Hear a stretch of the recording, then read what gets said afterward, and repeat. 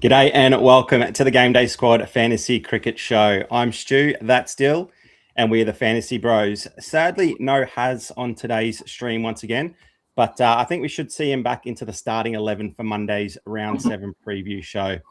Thanks everyone for joining in once again as we go live for Round 6. Hopefully we can lift some spirits after a really disappointing Boxing Day test loss to the English.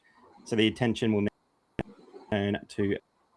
If you do have any start sit questions, let us know in the comments section and we'll get to you as soon as possible. But before we preview the 2 round 6 fixtures, Dill, welcome. How'd you go in round 5, mate?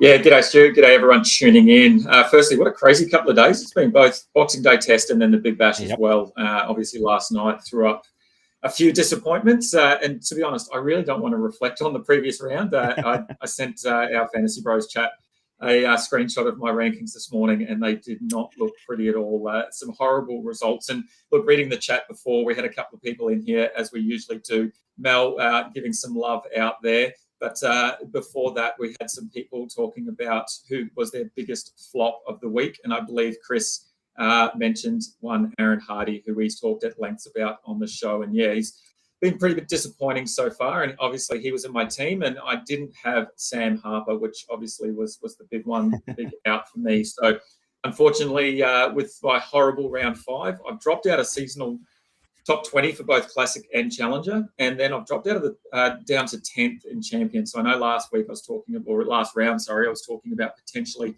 getting into that top 5 for the prize card. I've got just a little bit of more work cut out for me now, and I'm just going to be a little bit smarter maybe. But mate, not all doom and gloom. How did you go on your side of the fence? Yeah, a little bit better. My pod team in the Classic realm didn't do so well. Now that I'm out of the Cup, I'm just throwing in a few Hail Marys, and a 96th place finish, certainly going in the wrong direction there. Challenger a little bit better, 8th. Champion, I think 16th for the round, and sitting at 5 and 6th overall for both of those two comps. So as long as I can hang there on the fringes of that top 5, that's where I want to be right now. But there's probably a reason that your squads aren't going as good, and that's probably because you're super nervous about continuing your golden run in the GDS Cup. Let us know, did you survive week 2 despite those pretty ordinary scores? Look, I think I ended up 121st in Classic, and somehow I scraped through with one of the lowest scores I think I've ever had in Big Bash Fantasy. Wow. Fortunately for me, the Cup, it's all about your head-to-head matchup. So I think Mel said it on the show last round that it doesn't matter who you play, it doesn't matter how high you get up there on the leaderboard. It's all about that matchup. And for me, I was lucky enough to go up against Captain's 11, and I beat them by only just got 9 points at the end of that. So I think maybe the All-Star Connolly might have just got me over the line with those extra points. So, yeah, good win there for me. Unfortunately, though, both Haz and our good mate Petty from the Fantasy Bros, they scored more than me in Classic. However, they both lost their Cup matchup. So that leaves me as the last bro standing in the Cup. And that's becoming a bit of a common theme for you, isn't it? And you say it's all about the matchup. I say it's all about, well, how are the matchups figured out? Is it a wheel spin, a randomizer? I think you've got a particular program or a wheel that you can thank for matchups. And you've got the axe thrower this round. Have you seen much of the axe thrower around the overall leaderboard or the Discord forum? Do we know who the axe thrower is at all? Look, I don't know who it is, but the benefit there is the previous rounds, the GDS boys did not post scores, but this round, Cal was fortunate enough to be able to get those scores up. So I'm going to be able to go back and have a look at what the axe thrower has been doing and see where those scores are. I haven't seen the name around. If you are in the Discord or you're watching along, maybe you want to stay quiet, but if you want to let me know, feel free to throw some banter, because I'm pretty weak and pretty nervous right now after that pretty horrible performance. So hopefully I can bounce back with a big one this week for sure. Yeah, so if you are around Extra, let me know. And we saw that Mel had a win over the Cup Slayer. Is that the name of the team, or is she talking about someone else? Who did you have a win against, Mel? Let us know. Well done as well. Progressing to week 3 of the Cup is an excellent achievement. And Izzy. Definitely. Izzy has Well done. Izzy's got Baggy Greens. Didn't Baggy Greens get eliminated? I thought Baggy Greens were the ones that got up over you. Oh, that's why they're familiar with me. Izzy, that's why. mate, the Baggy Greens are going all the way. Of course, Mel, I did see that. Apologies for that. Yes, Danny D is gone as well. Jeez, it's heating up, isn't it? Let's see who can go all the way. And Stephen, welcome, buddy. Hoping to get into the top 100. All right, let's get rolling. Just a reminder that we're coming to you live for the start of each round, and that'll happen about an hour before the commencement of each of those rounds. So we'll preview the fixtures in those rounds, just the 2 fixtures to preview for round 6. And we're going to let you know who we are aiming to play in the back wicket keeper, the all-rounder, and the bowler position. We're going to let you know some of the players that might be pretty good pot options, maybe some of the players to fade as well. We're going to let you know our consensus team, the Fantasy Bros consensus 11, based on all of our rankings for the week, and of course the Bro Down Showdown. It's heating up as well. I'm finally on the board there. Anyone who put my name down last week, hang around, because the wheel is going to be spun, and there's not too many who are backing Stu in for a win. So yeah, we'll get to Bro Down Showdown again. There's been some unreal cards given away already.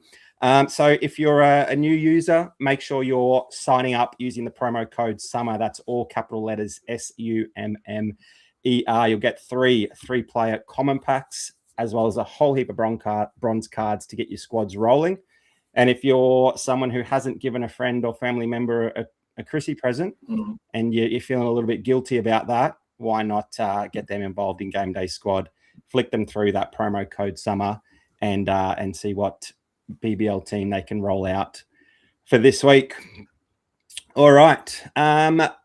Dill, just before we get into some of our previews, there's been a lot of chat in the Discord about some disappointments, and even the comment section tonight is already talking about all of the players that people are disappointed in. Are there any that stand out for you, and someone that you've probably had a bit of faith in and played most rounds, but they haven't really come through yet? Yeah, the first one that comes to mind is one that was mentioned earlier that I touched on, is Aaron Hardy. I think the words that we used, I think the words that you used last round, was that he has that fantasy relevant position, and that he has a tendency, based on his role in the team, to be able to have that big score, but we just haven't seen that at all.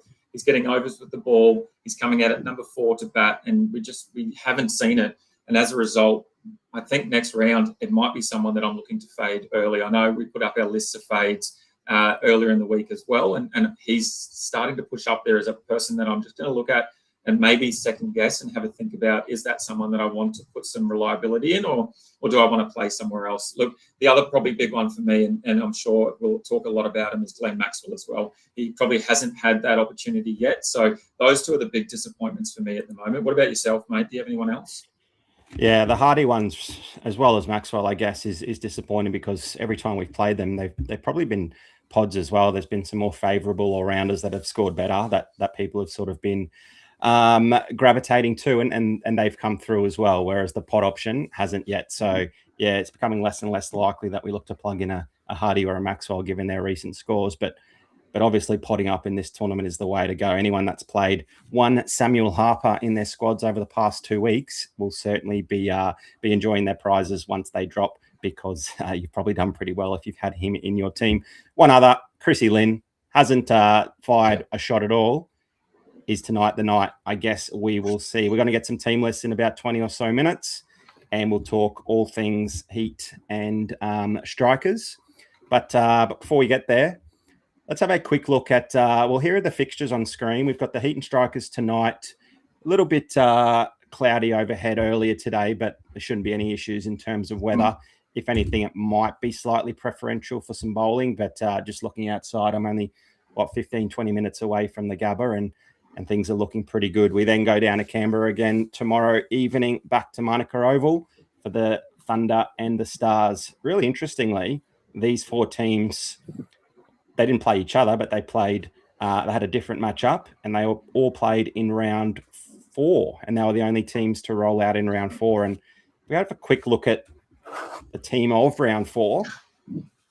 On your screen, it doesn't have the points that they scored individually, but if you rolled out the top team in round 4, which are from this round's 4 teams, the bronze only cards would have scored 804 points. Now, those 804 points would have placed you first in starter, contender, and classic. Or if you played in the 3 higher tier competitions, you would have come first in classic, second in challenger, and third in champion. And that's before factoring any card rarities whatsoever. So just tells us if you can nail a few of those players, particularly Matty Gilks and Sammy Harper on that list there, you can get the players right. It doesn't really matter too much about the rarity. You can go a long, long way to doing well on the overall leaderboards. What stands out for you there, Dill? And is it a matter of we just copy and paste and roll out the exact same squad? Yeah, not for me. The 2 glaring ones for me that I'm going to talk about a little bit later are obviously Matty Gilks and Sammy Harper. I think I don't have a huge amount of confidence in both of them to replicate what they've done over the last couple of weeks. The interesting thing for me is the 4 all-rounders there, and we're going to spend quite a bit of time talking about all-rounders and the various options that you can have. And Tommy Curran's probably the big one for me. I'm still leaning towards playing other all-rounders. So because of Tom Curran's role and what he has produced so far, it's been all with the ball. And I'll talk a little bit more about that a little bit later. But yeah, for me, those are probably the 3 main ones. The rest, I think, are pretty solid options most weeks, most rounds. Beautiful. Right, Dill, tell us about tonight's fixture between the Heat and the Strikers. Yeah, as you said, mate, at the Gabba, probably just an hour's time. Like we said, it's been cool attempts today. There was meant to be a chance of a storm, but I think it's probably just going to be, like you said, a bit of cloud cover. The sun's out at the moment, like you said, about 15 minutes away from the ground, so it should be pretty good. The Gabba, in that one game that we've seen this season, massive total that the Heat chased down. The player average, though, was 39.4, which is the second highest average we've seen so far this season at a venue. The first innings bat was 38. The chasing was 39, so not too much difference there. But for me, it's all about last season's difference between these 2 teams. Last season, the Heat allowed an average of 46.1 to the Strikers, whereas the Strikers were able to limit the Heat players to 35. So if we get something like that again, I think we'll be loading up on a lot of Strikers. Obviously, we continue to say it. We don't have a whole lot of data to run off yet in terms of this season, so we've got to run the last season's data, and not every past performance is going to mean something similar for this performance, but there's some decent stats to run off there.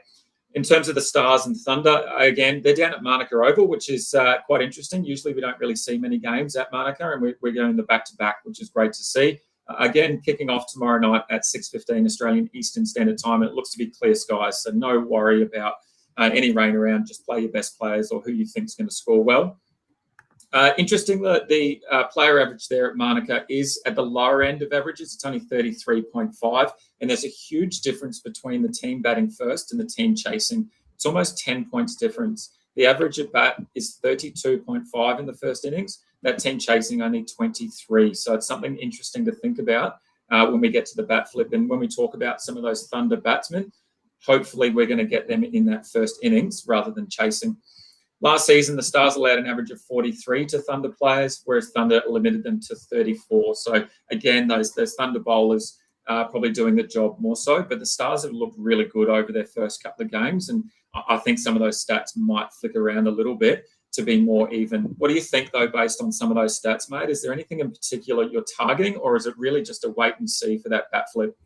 Yeah, bat flips are always crucial in terms of, I think particularly, for batsmen you want to target, but also bowlers sort of making sure that they're guaranteed their 20 overs. We're seeing a lot of teams winning the toss and opting to bowl first, and then most teams are able to chase down that total, or a higher percentage in the second inning. So yeah, teams that win the toss typically want to bowl first, and you can get a couple of those bowlers, you normally a chance to get amongst the wickets. Obviously, that doesn't always stay true, but we have seen that more frequently. But yeah, based on those stats, mate, it looks like a few extra players in tonight's fixture between the Heat and Strikers looks the way to go, just given the player averages have been a little bit higher. And we got some people in the comments talking about the possibility of, the Gabba being a little bit of a road. Izzy's asking, are we expecting another road? I think we are expecting plenty of runs to be scored. But when the batsmen are going aggressive, and if there's a big total, then there's always going to be a chance for bowlers to get some wickets as well. So with that in mind, I think I've got about 7v4 split in my main team and a 6v5 split in my other 2 teams. between game 1 and game 2. So not massive, but yeah, just slightly leaning towards tonight's fixture. And pretty excited to see that batting list for both teams in about 15 minutes' time. Yeah, the other question here we've got, and please feel free to keep pumping them out as well if you're watching along. Chris has put in Billings, Allsop, and Pearson, and that's one of the first things we're going to talk about. We're going to get straight into the bat wicketkeeper position, where we're going to have a little chat about a couple of batsmen or wicketkeepers that we might look to play. And look, there's a couple on screen there that are probably the ones that we want to target in terms of those players. We've got Renshaw, Lynn, Constance, Sammy Harper, and Sam Billings are probably the ones that you're sort of looking at and thinking about. Stu, which one are you going with that you feel like you're most confident about between those batsmen and wicketkeepers? Oh, well, I don't think I'm confident about any of them. I mean, we've seen the runs on the board for Sammy Harper. Sammy Billings is probably the one that gives me the most confidence, given we've seen him do it more often than any of the other options. But again, batting at 4 or 5 isn't always ideal. And again, it probably comes down to the bat flip tomorrow to see who we might be more confident in. I don't think I can be confident in any of the options this evening. So keeping a spot open for Billings or Harper tomorrow night will be the way to go for me. It'll just sort of depend on, do I want to even roll out both, because we've got the flexibility to do so. I feel silly chasing Sammy Harper's points. He's definitely going to be in at least one squad of mine. And look, when you weigh it up, all things considered, you remove the name and you just look at where they're batting in the batting list and the points that they've put up so far. You wipe out the names and you'd say that Sammy Harper is a clear head and shoulders above the rest. So yeah, I won't worry about the wicketkeeper position this evening, and I'll sort that out tomorrow night after seeing how my boys get on tonight. Are you looking the same way, or are you going to risk something this evening? Yeah, I'm going to go with Sam Billings as well. But before we talk about the batsman, and then I'll talk about Sam Billings, just an interesting stat to throw at you. Someone like Jimmy Pearson, you might look at him and think he's not an option. And I tend to agree. He's batting at 7 or 8, let's be honest, with the Heat lineup. But in terms of opposition allowing particular points to position, the Adelaide Strikers have averaged 74 against opposition wicketkeepers. So they've allowed 88 and 60 in their couple of games that they've played. So 88 to Sammy Harper and then 60 to Josh Philippe. So if Pearson was higher up, I'd be all for that. Obviously, because he's so low, he might not get a bat, and we've seen that quite a few times across Big Bash seasons where we have players at 4, 5, 6, 7, and they just don't come out to get a bat. Obviously, more likely if the Heat are batting first, but yeah, I think for me that's just a fade. The stats point in the direction of potentially him having a big game up against the Strikers, but I think you're right. We just watch and wait for tomorrow, and I'm leaning Billings, and I'll talk about why in a minute. If you wanted to kick us off with who you're going with from the bat position. Yeah, the stats you mentioned earlier sort of allude to trying to get some more batters in tonight's fixture, but between the Brisbane Heat and the Adelaide Strikers, there aren't too many that we're confident in. Like, we've got Chrissy Lynn's name up there with an average of 5. We got Mel saying that she's not confident in Chrissy Lynn at all. But I think you were pretty big on a stat last season saying that a player of that quality can't fail 3 times in a row. So for anyone willing to buy into that from Deal, I don't know if that's backed by any scientific evidence or research, but yeah, we're not expecting Chrissy Lynn to fail 3 times in a row. I'm not as confident he will be in at least one side, just because we know he can go big. He returns home to the Gabba, where he played for a number of seasons alongside his fellow mates in Teal. But yeah, for me, I'm only really going to trust Matty Renshaw in that fixture tonight, which means I'm going to have to put a bit of faith in the players tomorrow, where the batting conditions probably aren't as conducive as what they might be tonight. But fortunately, Sammy Constance, he is a big fan of Monica Oval, which means he's someone that I'm really interested in playing again this round. Played him last week in Challenger in a Classic squad when he scored that nice 60-odd for 79 GDS points. So that was really handy, and I think a lot more coaches are going to look at him as an option this round. But look, he's played at Monica twice. He's passed 50 on both occasions, and he's just coming off that career high 63 there against the Heat. What was most impressive, and has pointed this out in our Fantasy Bros conversation, that he showed a lot of maturity in that knock. And apart from sort of one interesting sort of scoop very early on in his innings that probably would have got fifth or sixth stump. He's fortunately to survive that, but then he played with a lot of patience and maturity, and he was really that player that was sort of just a reckless player, hit out and get out type player, and he could never really go and put an innings together and score big, but he showed that he could do that. 8 fours and no sixes. That's not something that we're familiar with for Sam Constas. Normally it might be, a couple of more sixes than fours, but only a 20 or so score. So he was relying a lot more on timing and placement. Matty Gilkes was going really well down the other end as well, which I think helped him. But he wasn't really taking on those huge risks, and it was still able to put a really big score on against the Heat there. And it's really clear he's got talent. It's disappointing we haven't seen it enough. But given the limited options tonight that I'm not so confident in, and the fact that, there's every chance he can go 3 from 3 there at Monica, hopefully he can go well again, put something nice to go at the top of the innings there. But we might just have to wait on the bat flip to be a little bit more certain in that choice. Do you see someone that you like, and then let us know about Sammy Billings? Yeah, before I jump in and talk about that, Milan's put a comment in. What if I only could choose? I'm assuming that's what he's saying. What if I can only choose one from Lynn or Constas? And I think just purely based on that conversation that you've had there and the maturity that we saw from Constas, I feel like he's the one to go for. We also said, I think I put it up on the Discord, that I have a new rule now with Big Bash, and that's no more old blokes. I think I'm just picking all the young guys and putting some faith in the fact that they probably don't have as much fear behind their cricket. They haven't gone through those paces and haven't seen and experienced everything. So they have no fear facing up against anyone. And for that reason, there's no head noise. So I think for me, those stats tell a big story about Sammy Constas, particularly at Monica Oval. And for that reason, I'm going to play him. If I had to choose one of the two, it's going to be the younger guy always, because they're obviously keen to show what they can prove and what they've got with the bat. So yeah, for me, it'd be Constas. The other question before we move on is Silver Pigeon, I believe. It is Gilkes. Is he someone that we're keen to play after his massive, 76 runs the other night? Before that, he had a 10 and a 12. Is that someone you're keen to play? I think I threw up in the Discord that it was literally a throw-up emoji, a vomit emoji when someone mentioned Matty Gilkes, and that obviously I egg on my face because of that. So I feel like I can't comment on Matty Gilkes at all. But is that someone you're keen to roll out in a team at all, Stu? No, it's short answer no. 53 T20 innings, averaging 20 runs. He's obviously got that big score in him, but it's definitely not as consistent as a lot of the other options there. So, yeah, let's not get too caught up on his big 76. He's probably not gonna see a 50-point score for a couple of rounds. Fingers crossed anyway, because he's not going to see a spot in my squad. That one off 76, although Sammy Harper, he had a big one and then could go back to back. So, yeah, look, it's not for me. Look, and just on that, Matty Gilkes last season, he went past 30 just once out of 6 games. So we can't really expect too much. He had a couple in the 20s.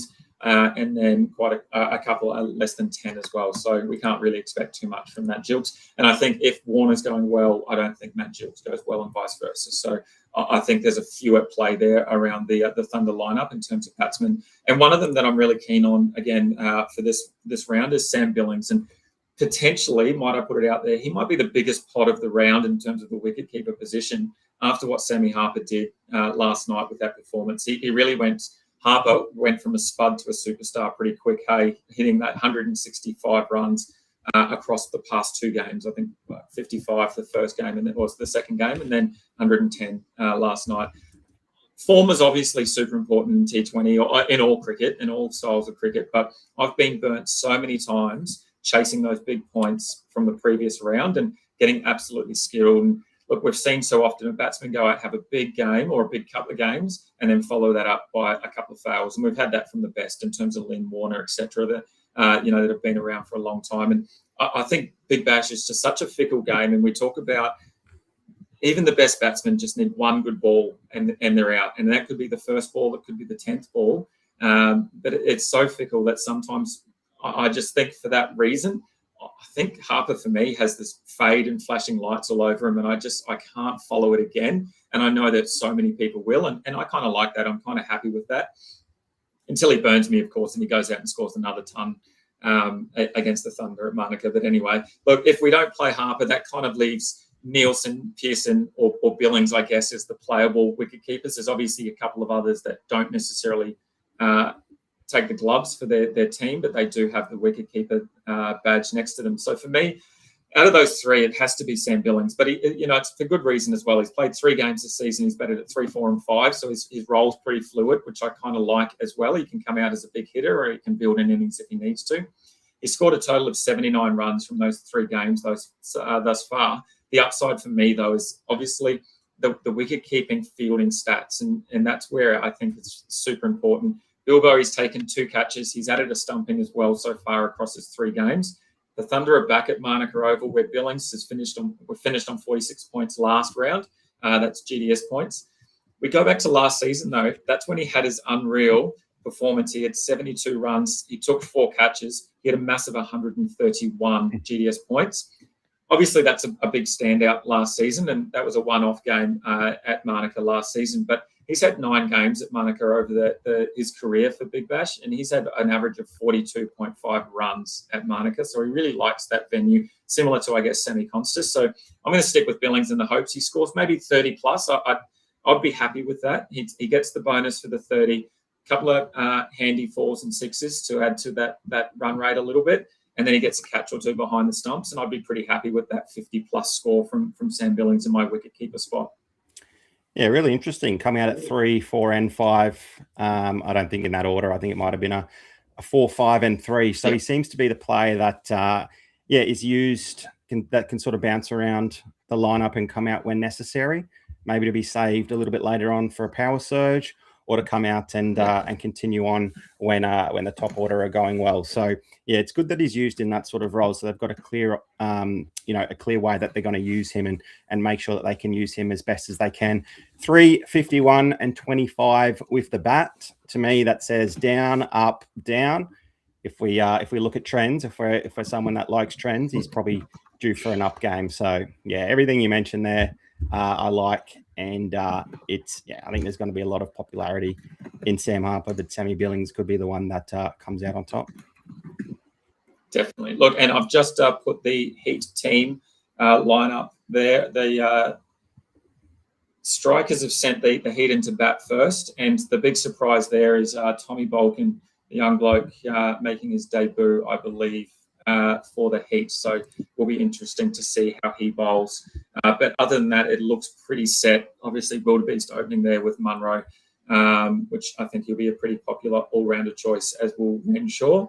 Outside of that, maybe a Bartlett or a Freedy as the bowler. And once we get the strikers team, we'll try and put it up. If there's anyone in the chat that does have the strikers team, please feel free to chuck that up as well. Is there anyone there based on that lineup now that we sort of look at and we want to change anything we're going to do, Stu, or are you going to stick pretty solid with what you've got so far? Yeah, interesting. Maybe Colin Munro for some might come into consideration. He might enjoy the conditions early on and go big, but like you said, your old boy policy and doubling up the fact that he's a Kiwi, you don't want him to break your heart in 2 ways. So yeah, maybe it's more about the other side of the ball and the Adelaide team and looking at their bowling lineup and maybe trying to get a few of their key bowlers since they're guaranteed to get the 20. But yeah, look, Bartlett is always a chance to do something with the bat, given the fragility of the Heat top and middle order. It just depends, if they're not putting on a big score enough with the bat, or their bowling is pretty poor. He might not necessarily get those 4 overs or not put too much pressure on the strikers. You look at it the other way, and the Heat have a massive score, and they're defending a monster. Then the bowler's going to put a lot of pressure on the strikers as well. So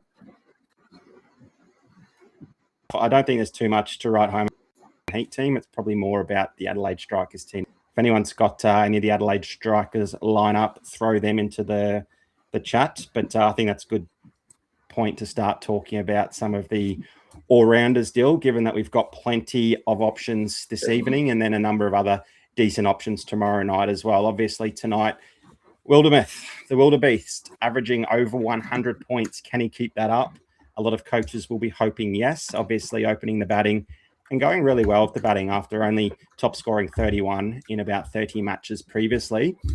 He's gone pretty good, but it's his ability to just chime in and get some wickets with the ball when not a lot is happening, despite not being that go-to in terms of Shaheen Shah or Xavier Bartlett. He's still finding a way to get sort of those 2 wickets each game, and 50 points with the ball plus opening the batting is really conducive to GDS point scoring. We've got Jamie Overton and Matty Short that I think are going to be very popular again, and they can probably cash in with both bat and ball. Certainly Overton with the ball, and then Matty Short will want to put together a nice innings after putting together a pretty patient 50-odd last match.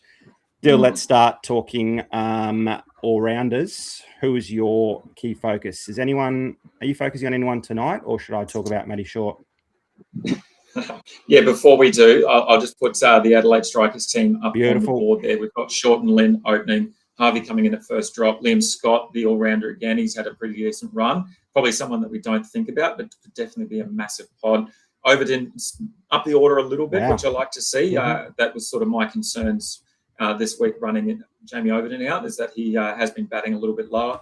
Menenti comes in. Nielsen's still down low, so he's a complete fade for me. Wardia retains a spot. Wood back in the action after having that game off from, I think it was a bit of food poisoning. And then Ali and Pope to round out the side. Is there anything big that stands out besides obviously that Overton moving up the order? Yeah, I think that's the big one. Obviously, we'd want him to stay there and hope that they don't push others ahead of him. But yeah, the batting lineup looks fairly weak through the middle order there, obviously with Menenti and Nielsen, and then into Wardia and the bowlers. So yeah, there's probably going to be relying a lot on Short and Lynn. We've seen a little bit from Mac Harvey in the past. Scott's been okay as well in patches. But Overton at 5, yeah, I think if you're sort of sitting on the fence about him, he becomes just about a must, given that he'll all but guaranteed to get 4 overs with the ball early on, and then if he's required with the bat later on, or to go hard toward the end of the innings to chase down the total, yeah, I think he's in for a really nice spot. But for me, the all-rounder to target is definitely going to be Matty Short. In round 4, we got a glimpse of the Matty Short that we know and love. He scored a patient 56 from 42 when wickets were falling around him. Only 2 other teammates managed to get beyond that 20-point score. So for him to show a little bit of patience and not be another one that just played a silly shot and get out was really good to see. They were losing the match comfortably. Although he went wicketless, he still was getting 3 overs. They got the total while he was bowling his 3rd over, but it was good to see that he got those overs as well. He took 1 for 8 in game 1 just from the 1 over. So he's still getting some overs with the ball. And for him to be a slam dunk option, we want him getting, probably those 2 overs a match and chipping in for a wicket or 2 or a catch in the outfield is also really nice as well. We're not far from a game where he can deliver with both bat and ball. And I think tonight's definitely the best opportunity against the Heat that are conceding plenty of runs to opposition batsmen and also losing plenty of wickets themselves. The Heat have allowed 212 runs, 257 runs, and 193 runs in their past 3 fixtures. If that trend continues, Matty Short is definitely going to be someone that can cash in. Look at his numbers at the Gabba though. 18 average in just the 8 starts, which definitely doesn't look good whatsoever. But he has gone huge against the Heat in the past. 54 in Adelaide earlier this year. One of the most recent times he played against the Heat. Tells you just about all you need to know. He's also got 8 wickets in 4 occasions that he's bowled at the Gabba. So for some reason, he seems to like the Gabba a little bit more with the ball. But we just know how good he is with the bat. I think tonight's the night. I'm backing him for a big one. He'll be in all 3 of my squads, and the wildebeest will be in a couple alongside Jamie Overton. Yeah, it makes it really interesting with that Overton moving up the order a bit at this stage. I think Short's a slam dunk for sure. I think no matter what, you're just banking on that his 2 or 3 dimensional role that he has in the side. And look, I think Dizzy Gillespie was being interviewed with Matt Short and spoke about the talent that they had and that they knew they needed to get him up the order, and that he's done some amazing things since being at the top of the order. So he obviously thrives there, and we need to keep that going. And I think for that reason, I think he's a must-have. It now makes it really interesting. We've got Matt Short, that it's a definite. Most people are going to lean towards Wildermuth. We've got Shadab Khan, we've got Tom Curran, but for me, I think the next best player has to be Marcus Stoinis, and it's because we've been waiting a year and a half or a season and a half, but we finally have some answers, I think, from the Stars, and I think it shows that in the form of Stoinis and Curran as their key all-rounder options. Stoinis obviously probably more favoured in terms of that all-rounder spot. Curran's been unreal with the ball, taking 7 wickets in 3 matches. That includes 2 triple wicket bonuses, the 3 wicket bonuses. But I still feel Stoinis' role just has that better upside for fantasy. We've obviously seen Curran not have many times out at bat. And Stoinis has bowled those 9 overs across his 3 games. He's taken 5 wickets. He's added 17 dot balls, but it's what he's offered with the bat that I think is just as important. 94 runs in his first 2 matches compared to Tom Curran's just 2 in the last match that he had. And the other 2 times he hasn't even had a chance to bat because that batting prowess at the top of the order for the Stars is something that we haven't seen for probably maybe ever in the Big Bash. I think this is probably their best sort of start that I've seen in a long time. So for that reason, I think Stoinis is the play. We talk about each and every week, the 3 of us, Stu, Has and I, we talk about those 3-dimensional players in Big Bash and we go on and on about them, but it's such a good reason. The more options that a player has to be able to score those points, to be able to rack up those stats, it's just better off each and every round. And Stoinis is currently one of the best 3-dimensional players in the competition. He's averaging 37 with the ball, 41 with the bat, and then 10 in the field as well. And if you want some context, we flip it to that bloke, Tom Curran, who we've got on screen. Curran's averaging 63 with the ball, so far and above anything that we've seen from most of the all-rounders across the competition. But he's only averaging less than 1 with the bat and then 2.5 points in the field. So it's really not that 3-dimensional role. If he goes wicketless, then we're not going to end up with many points compared to Stoinis, where he might go wicketless, but we can have a pretty good guarantee that he'll have a crack at bat as well, coming in just that little bit earlier. The other thing, the Thunder are back at home hosting the Stars at Manuka. And look, in that round 1 game or the first game that they played there, all-rounders really produced. They had the 4 options across the 2 teams from the all-rounder position, and they averaged 65 GDS points in that game. So I feel like Stoinis' role, the 3-dimensional scoring, it's just going to continue, and I think he's just going to get stronger and stronger. Doesn't matter whether he goes down in the field and has a sore wrist or anything like that. He just comes back and, look, he can even do it as a medical professional as well. I believe he put Harris Ralph's finger back in place during the game as well. So not just a cricketer, but potentially a doctor in the making as well. Yeah. Look, it's tough, particularly, with all of those options. And we saw last night that that Stoinis didn't even get a bat because of how well Sam Harper was going. Normally, Sammy Harper would be out early on. The middle order is under a bit of pressure there for the Stars, and Stoin will be out there. Plenty of opportunity with the bat. He's still got that massive average, despite sitting nice and comfortable in the sheds last evening. I think he's got to be a must. But how many musts can we have? We can only fit 4 blokes in.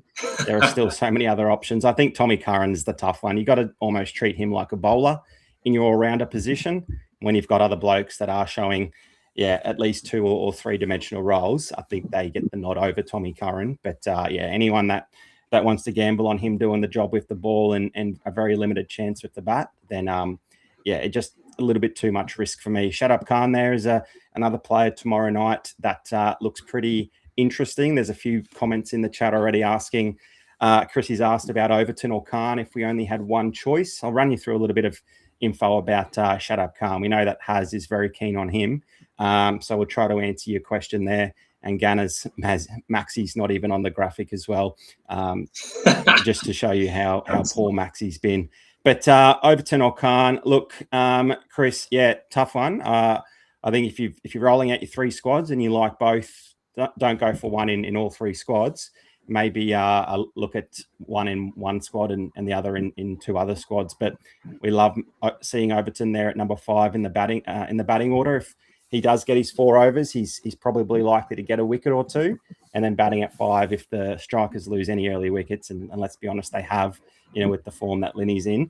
There's every chance that he could get a decent 20 or 30 ball opportunity there for some nice runs as well. But Look, back in round 4, those that listened would have heard Haz talking glowingly about Shadab Khan, but I don't think Haz ended up putting Shadab Khan in more than one. I think he only had him in one team, which he was kicking himself for. But he spoke about Shadab's all-round scoring potential, and he's gone really well with the bat that we sort of didn't really expect or haven't seen from him in the past. But he also had that 4 for 24, which included 14 dot balls, and that translated into a massive 102 GDS points. I think that was on the same surface there at Monica. I think it's a venue that will offer a bit for him with the ball, but also he goes pretty well down there with the bat as well. So yeah, has penciled him in there as a pretty strong play. I think he's not going to do the same mistake twice. Haz will have him in all 3 squads, I believe.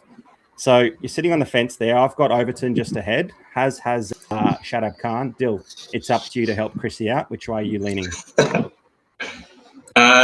Before we started the live show, I was going to say Shadab Khan. Since seeing Overton moved up the order, I have just made a change to one of my sides to bring Overton into one of my particular sides that I had Shadab Khan in. So I'm leaning towards Overton, and I'm going to play Overton. But look, there's probably 5 genuine options, and we can only play 4 of them for me. And I think it's that, leaving out Khan in one and Overton in another team. But like you said, I think it's diversifying. And look, just on Gunner's comment about Maxi not being in the side, I did put in my notes the question mark over Maxwell. Is he washed? He's played 3 matches. He's bowled 7 overs for 1 wicket and 9 dot balls. He's had 1 at bat for 2 runs.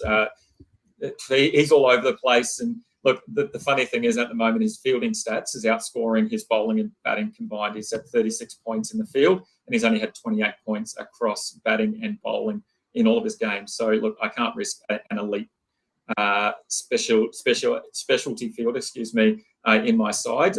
We've seen how good Maxi is in the field, but I'm concerned about the role that he has in the side, and that he's up and down the order. He comes in whenever they need him to pinch hit, and he doesn't really do it that well because he doesn't like running too much. So he just wants to hit big sixes, and that's about it.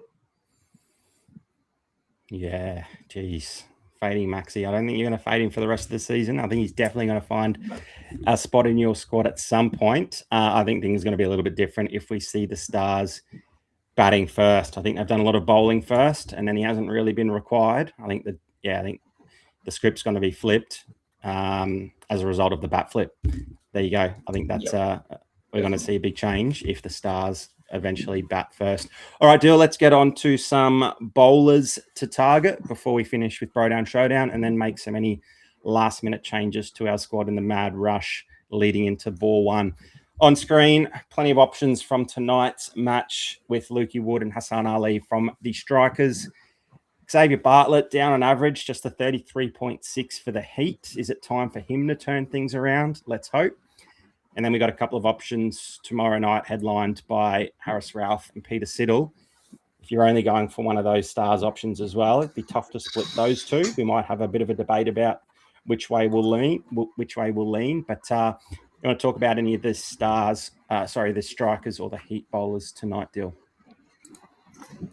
Yeah, for me, it's Xavier Bartlett, and just like a lot of the other Heat bowlers, he's probably found it difficult at times. He's had a couple of decent games, and he's also had a down game. His first 2, X was able to finish with an average of almost 50 GDS points, which I think you'd take at the moment based on all the other bowlers that we've had and what we've seen with some up and down games. And look, that was thanks mostly by his 2 wickets in that second game. However, he followed it up against the Thunder with no wickets, plus 4 extras, and it really didn't help his scoring at all. I think he walked away with about 4 or 5 points at the end of that, and was pretty disappointing.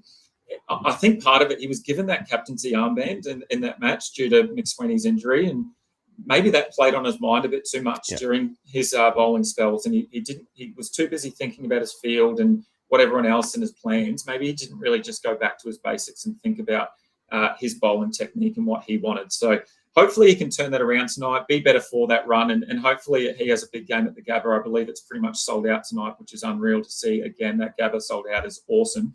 I think the big 2 reasons for me, it is at the Gabba, he's at home, and then it's against the strikers. So I think for that reason, the stats sort of lean towards Bartlett potentially having a big game. And I suppose the tough thing is if Bartlett has a big game, maybe Shaheen Afridi won't, and vice versa. So I guess both of these mean that one of those bowlers or both of the bowlers could have a big game, but I'm still leaning Bartlett for a number of reasons. The strikers have allowed an average of 38 points to fast bowlers, which is the most this season for any fast bowlers.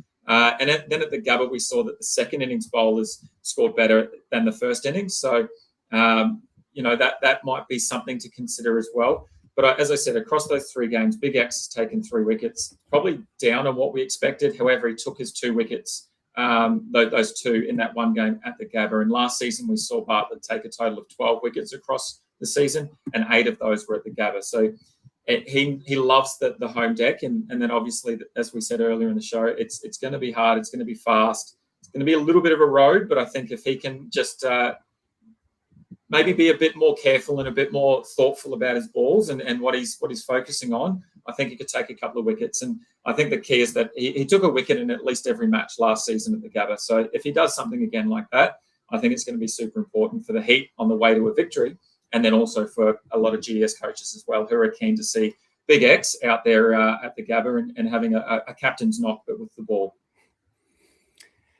Yeah, let's hope for the sake of the Heat that he can really get things rolling for them. When he's bowling fast, when he's swinging the ball and causing trouble for the opposition, it's absolutely fantastic to watch, particularly as a Heat fan.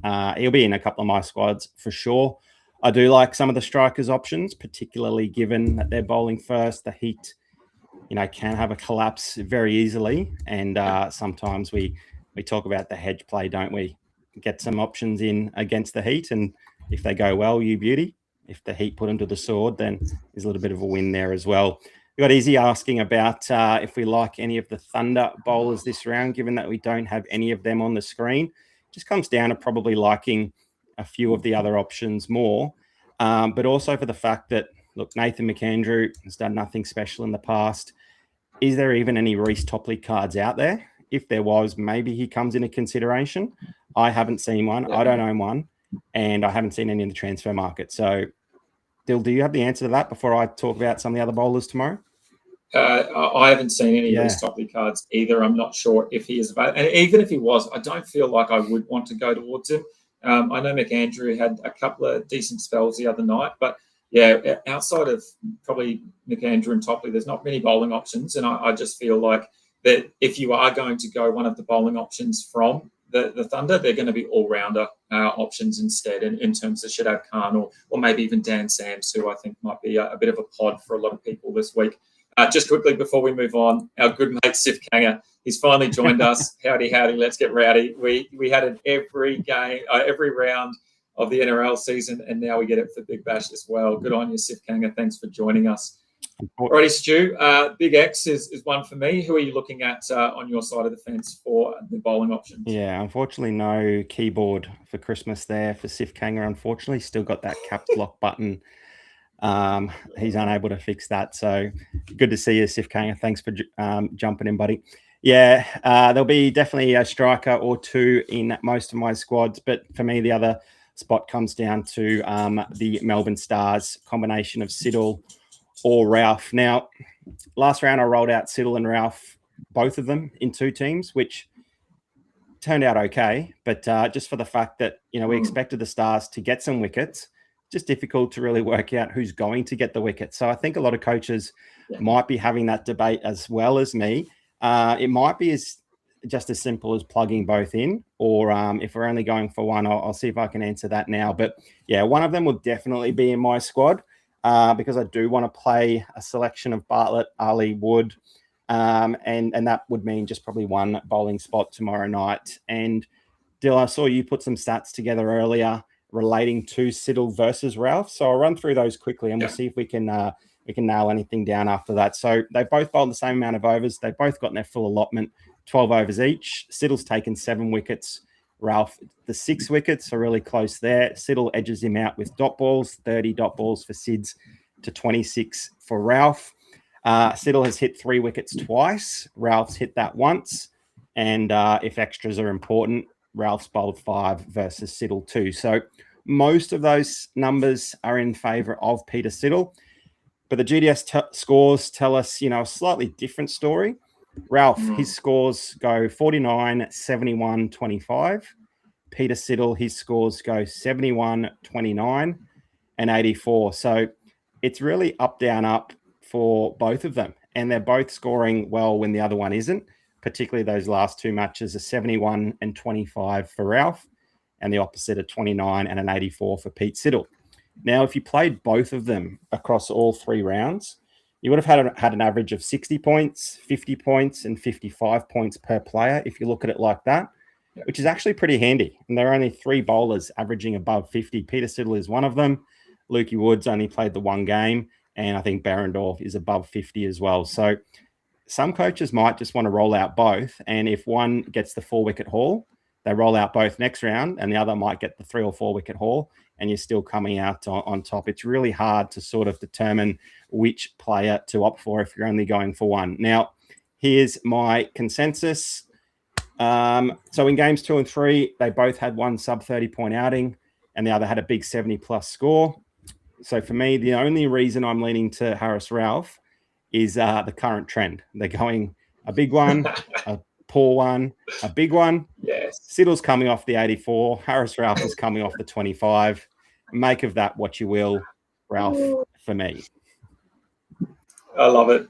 I love it. I don't know how many times we've said it in Big Bash, but it's so true. So I love it. That's kind of my feeling as well. The stats tell one story, and it's very clear that it's Ralph's turn to have a go. So, yeah. Oh, Mel. That's unreal. So you can see the comment there. Mel has a gold top lip. Yeah. So he does exist. Just no one's keen to get him onto the trade market. So that's really interesting. That might be a massive pod then. Obviously, pods are risky. Their point of difference is that not many people are playing. So, Mel, if you like taking a bit of a risk, maybe that's one for your maybe challenger side if you're in challenger, or maybe a big salary pod, double salary pod in contender as well. Yeah, those stats are really interesting about Ralph and Siddle. And I guess the other thing that leads me to Ralph for me this week is that I don't play old blokes in my team anymore. So unfortunately, 41-year-old Peter Siddle, it's time for a rest, mate. But look, they've both been named in that 14-man squad, so that doesn't give us any reprieve as well. So we will have to make a decision tomorrow night for sure. Mate, look, obviously Has not here. He did send through some notes and we had a bit of a chat. He's pretty keen on Luke Wood. And I think Luke Wood probably coming back from the illness. So I think a lot of people are keen to jump on him, especially because he'll be at the top of that list if you search by averages. He's obviously had the one game and he's got the 94 average. I'm also pretty keen on Hassan Ali. He seems to be chugging along nicely. Is there anything that leads you to one of those two, or are you going to play them across the different teams as well? Or is there one clear option for you in this matchup between the two strikers? No, the only one that stands out is that they probably see Luke Wood as the number one bowler there, and he gets the key overs. I think he got the 20th over or the final over of the match in the game that he did play. And that's just so important to game day squad point scoring. Look, if I got the 20th over in a match, I could probably get a wicket or two, given the way that the batsmen go after the ball. And one little miss hit, I could get a nice, spectacular catch on the boundary from a teammate. So because Luke Wood is probably more likely to get that crucial over after his 3 for 26, he also chipped in with the bat pretty handedly as well with an 18 not out. So if a bowler's getting the death overs, if you can go okay with the stick, then yeah, he gets the nod for me. But look, there's not much between them. They'll both be featured in my squad. Let's hope he's fully recovered and didn't eat too much for Chrissy. Hopefully he looked after himself because we want him getting all 4 overs. And if the Heat are getting on top of them and he has to do something with the bat, then that's always going to be beneficial. He's done pretty well with the bat as well. I mentioned last show a couple of 40s. He was the strike bowler for them with no Lukey Wood there. He wasn't amazing. So maybe, Lukey Wood will be the strike bowler, and I think he'll be the one to cash in again tonight. Unreal. And quickly, look, we are running out of time. It's only 15 minutes till first ball, and I feel like we might need to go away and make some changes as a few others. But just quickly, Mel's put up in the chat, all right, lads, who am I dropping, Siddle, Ralph, or Bartlett for Topley? Look, I'm not game enough to make a decision for you. No. I cannot put my hand on my heart and say who you could drop because, like I said, I put in Discord last week about Matty Jilks, and that was all over my face. So I am going to leave it up to everyone watching along. Michael Cozzy's posse put drop Bartlett. So there's one option there for you, Mel. If you want to vote, please feel free to jump in and help Mel out, although I just can't do it. Stu, I'm assuming you're the same, mate. You don't want to put your money where your mouth is this week. Correct, yeah. But if you look on screen, the averages tell us a story. Siddle 61, Harris Ralph 48, Xavier Bartlett down there at 33. Make of that what you will. Rightio, The Fantasy Bros consensus 11. We've spoken about most of these players at some point this evening. Sammy Billings just gets the nod there over Sam Harper at the wicketkeeper spot, but Sammy Harper will still get a spot in the batsman. So we're rolling out 2 keepers there alongside Sam Constas and Matty Renshaw. A really strong 4 in the all-rounder spot there with Stoinis, Wildermuth, Matty Short and Jamie Overton. 3 of them out of the way this evening and just the 1 all-rounder tomorrow night. And we've gone Harris Ralph, Luke Wood and Xavier Bartlett. So looks fairly template apart from 1 or 2 options and 2 pods on the extremities there. Dan Sams hasn't had much of a mention, at all, but he could certainly be the guy that finally has his day with the ball and bat. Hassan Ali, I think a lot of people are going to gravitate to Luke Wood, given his average of 94. We're not going to expect 94 every single match, so this could certainly be an Ali fixture as well. Bro-down showdown. Let's keep things moving. Last week, Has went for Jackie Edwards, me, Cooper Conley, Harris Ralph for Dill.